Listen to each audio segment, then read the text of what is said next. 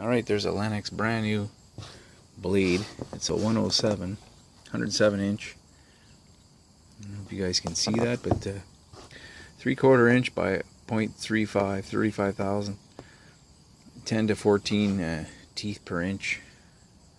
And this is the answer to all my problems with that bandsaw. I put it on a couple of days ago. I shot some video, but then I realized I didn't really have an intro to that. So the next 2 weeks, the next group of video clips come from a period of 2 to 3 weeks, and it's me getting this saw up and running. I spent some time greasing the bearings. I spent some time adjusting that blade, the old blade, the bent blade, to try and get it to cut, and then finally it just kept jumping off. So I had a really good look at it while it was cutting, and it looked to me like it was bent.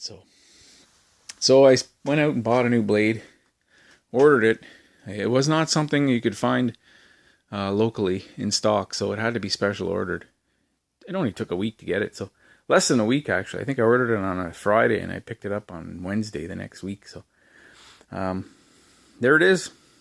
Skil 7-inch.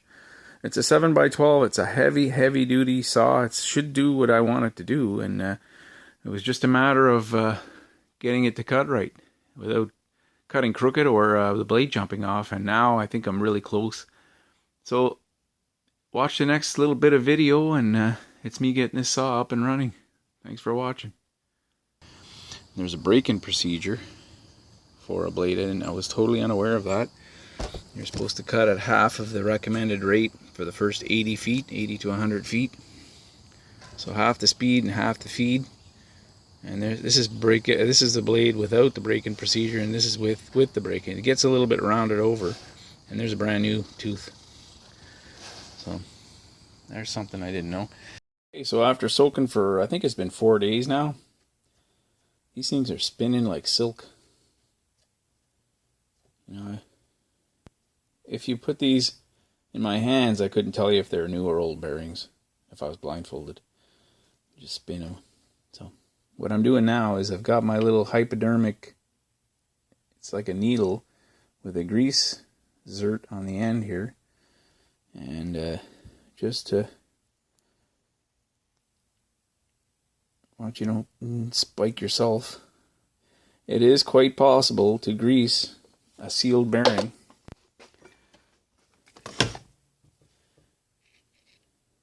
I hope you guys can see. I'm putting the grease gun on. I'll try and re-angle the camera so you can see it.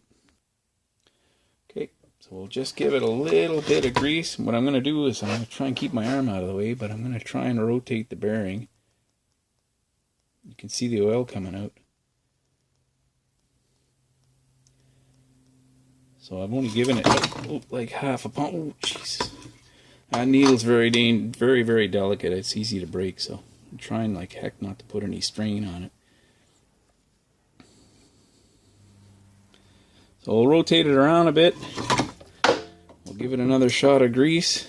I'll try and do it in at least 3, maybe 4 spots. And a little bit of grease in there. I'm trying to rotate it so that I can get it to another spot where there is no grease. But there's not a lot of room to rotate here. So I think I'll go in on the other side here.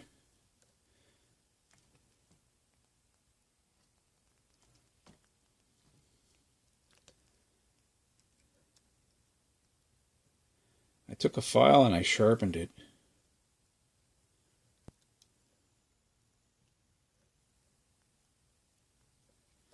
So if you've never used one of these, it is quite possible to, I think that's done that one. It is very possible to grease a sealed bearing without removing the seal. You gotta have the right tool for the right job. So that's all that's to it. It's just a little grease zert with a hollow tube, like a little hypodermic needle. And you can see where I filed it there. Pretty sure it'll go right through your skin, so hope you guys can see that. Works great. I've done this many times. All kinds of things I've greased with this. Alright, so I thought I'd show you one more. It's actually going really well. The oil from soaking it for 4 days is just pushing right out with the grease gun. That's grease coming out there, but on the underside, the last one I just did, you can see the oil all gathered around the edges there of the seal. Okay, well, we'll just keep trying here.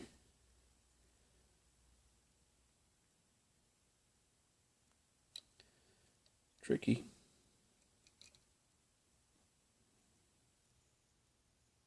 It's the first one I'm having any trouble with, really. Kind of worried about jabbing my thumb.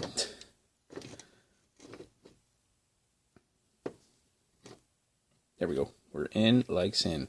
That was tough to get in, that one. Which I think tells me that the seals are still pretty good. I'm just going to go ahead and force. I don't care if I lose a little grease, it'll work its way around. You can see, oh, look at that. It's coming out everywhere, so. All around, so. You know what's going in when you see it coming out on the far sides. And probably the bottom side, too, it probably came out, so. Nice. And I mean, it is smooth now. It's just like a brand new bearing. Okay, let's look at the bottom. Yeah, oil, grease, everything came out of there. So that's, I think, the old grease. That stuff right there, that slimy looking stuff. So it's good to see the old grease come out. But I know a whole bunch of new grease went in. The oil softens up the grease. Alright, so I got them all greased. I put them on the saw. I left them loose so I could adjust them with the blade going between. And guess what? Turned it on. I thought I had everything perfect. Really hard to see in there. This bearing is pushing right up against this one here. So we gotta ease it back. And you know, all the time I spent cleaning these and greasing them, I didn't notice there are some flat spots on these bearings. So this has happened before. There we go, spinning nicely. And even this third one wouldn't turn when it was running, and I couldn't figure out why. But it seems to spin free right now, and they're all nicely greased now. Okay, there we go. So I'm going to put it back on the saw. We're going to dial in the blade again, and we're going to try it. I'm trying to cut a piece of metal. It's tricky. The trickiest thing of all with this saw is getting the blades adjusted.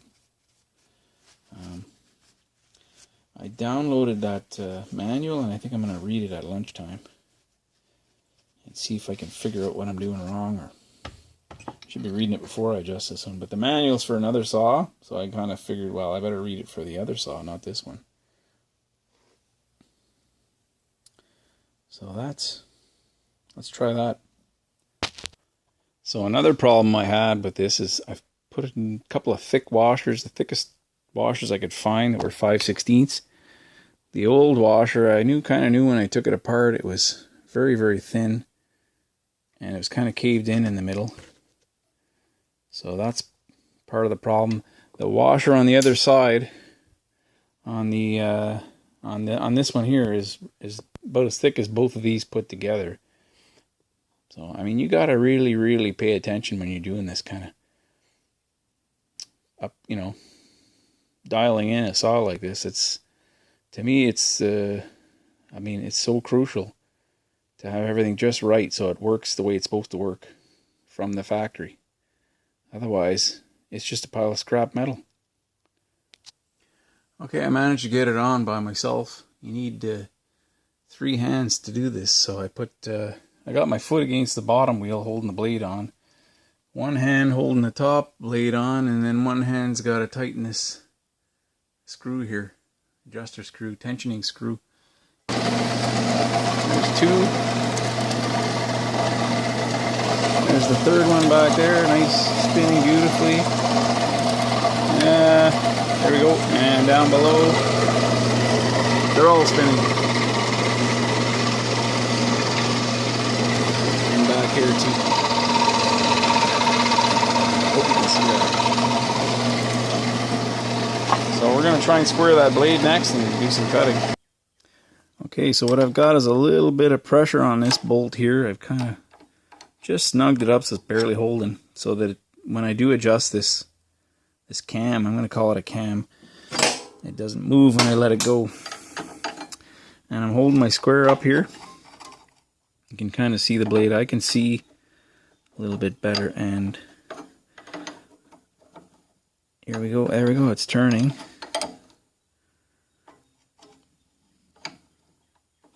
Really, really nice to adjust it like this. Pretty damn precise.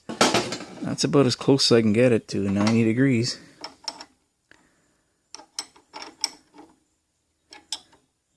And this looks good. I'm going to check the other one again. You can see there's the flat spots on that bearing. You can kind of see them there. Right there, look at that. I hope you guys can see that. It's a little bit too much glare on there, I think. Yeah, right there, you can see it. It's like 3, 4, 5, 6 or 8 spots in a row, and here too. This bearing was actually one of these down here. I swapped them out. And it's not touching there. I don't like that too much. Let's try it. I'm going to test it like that, because that's about as close as I've gotten it so far. We're cutting metal.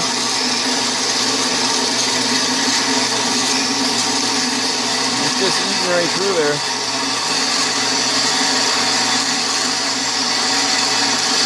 Everything's kind of starting and stopping. That bearing needs a little more pressure, I think.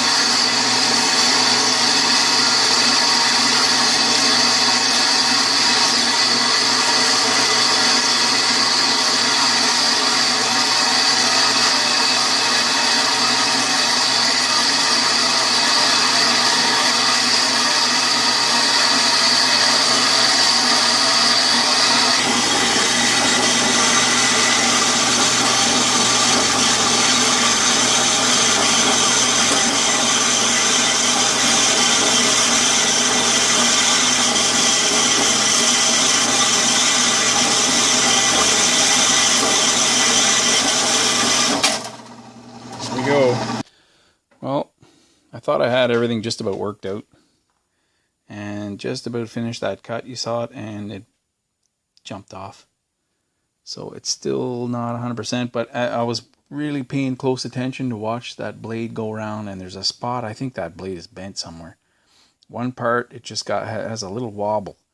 So what I'll do next, I think I'll call around for I think it's a 107-inch blade.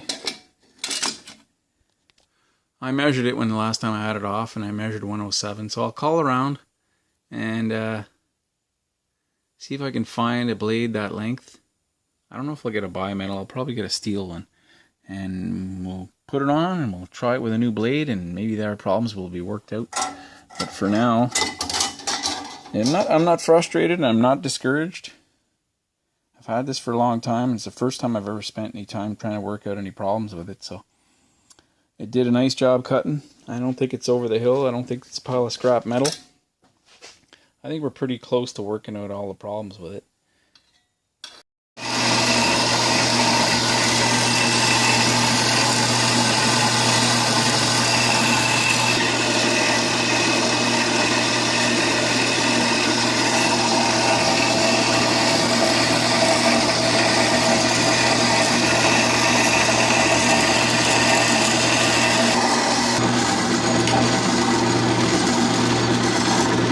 Go.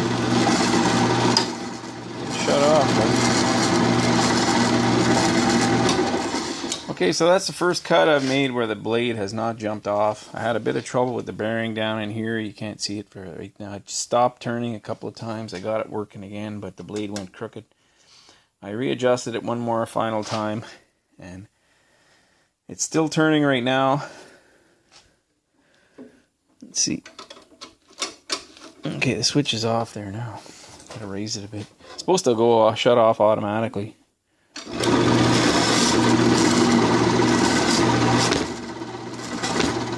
not doing that, but the bearing is turning right now. That's looking like we've got some success here. I went and ordered a new blade for it. It's cutting pretty square. See, that's pretty bang on like that.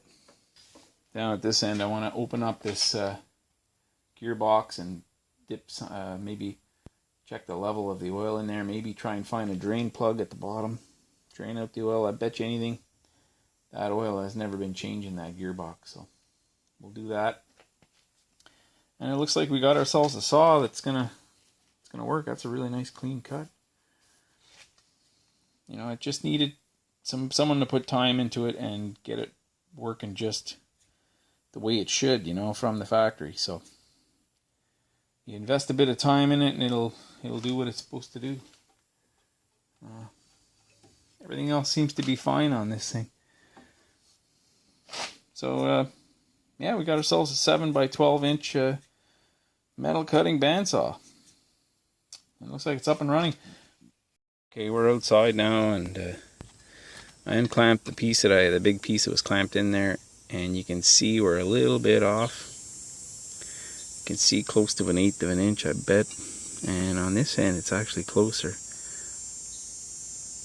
But now that I've got a blade that seems to not jump off so far, we'll do a few more test cuts, and I can probably zero that right in now and get it cutting straight. So pretty happy about that. I'll have to find something bigger. So that looks like a wrap for that. We got ourselves a bandsaw, and I can cut some pretty heavy steel. Do some fabricating of new parts for the harness for the M5700 and other jobs that I need done. Well, thanks for watching.